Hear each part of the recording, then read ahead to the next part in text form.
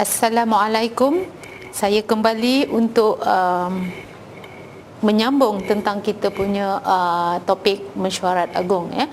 Kali ini kita akan pergi kepada kepentingan mesyuarat agung. Penting ke mesyuarat agung tu tuan-tuan dan puan-puan ya. Kerana seperti mana yang kita faham ya, salah satu mesyuarat yang terpenting di koperasi adalah mesyuarat agung, di mana semua anggota akan berkumpul dan dijemput ya untuk menghadiri mesyuarat agung, dan anggota juga mempunyai hak ya untuk mengundi di dalam mesyuarat agung ya. Dalam Akta Koperasi 1993 ya, seperti mana yang tuan-tuan dan puan-puan lihat ya, dalam Seksyen 39 ya mengatakan bahawa setiap koperasi haruslah ataupun dikehendaki mengadakan mesyuarat agung tahunan ya. Maknanya setiap koperasi mestilah membuat, kalau dikatakan mesyuarat agung tahunan, maknanya mestilah dibuat setahun sekali. Tetapi bila masa yang kita nak buat mesyuarat agung ya, seperti mana yang telah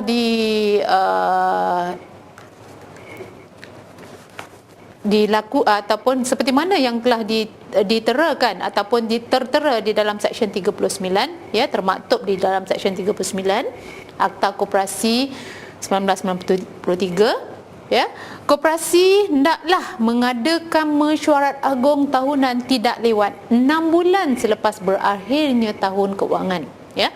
Apa maksud 6 bulan tu tuan-tuan dan puan ya?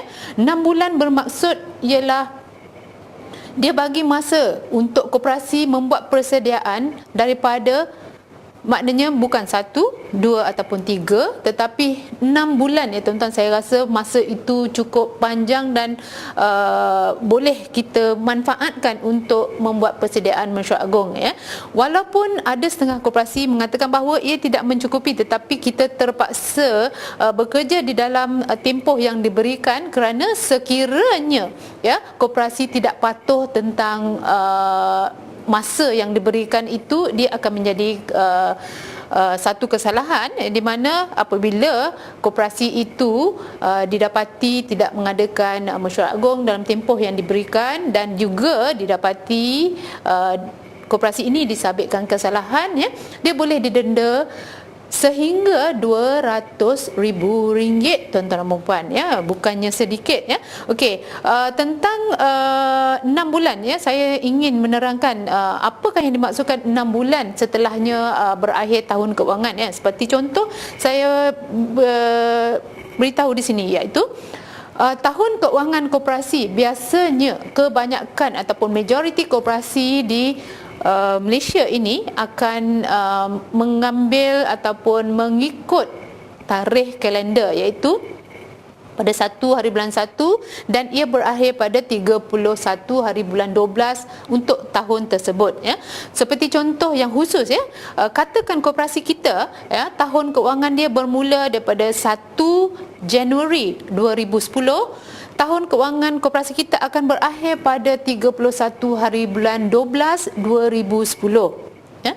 Ini bermakna semua penulisan akaun ya, kita kena tutup akaun kita pada 31 hari bulan Disember 2010. Oleh kerana kita diberi masa 6 bulan ya, kita perlu menyiapkan akaun kita setelah 31 hari bulan 12 akaun kita tutup dalam masa 2 bulan yang pertama, iaitu daripada 1 hari bulan Januari 2011 sehinggalah 28 Februari 2012 ataupun 29 ya, tahun 2012 adalah leap year ataupun tahun nompat 29 Februari 2012, koperasi perlu menyiapkan akaun dia untuk diaudit ya. Jadi koperasi diberi masa untuk 2 bulan untuk menyiapkan akaun, supaya dalam masa tempoh 2 bulan selepas tahun keuangan berakhir ya, sehingga akhir bulan Februari, akaun mestilah ditutup dan disiapkan ya.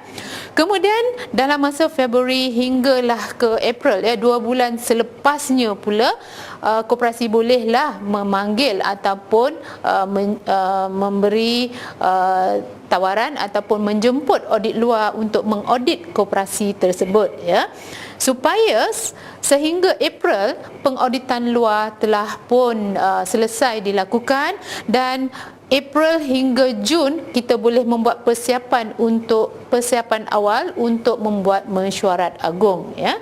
Jadi ada juga koperasi yang membuat mesyuarat agung sebelum 6 bulan, kerana dalam Seksyen 39 mengatakan bahawa 6 bulan itu adalah maksimum, ya.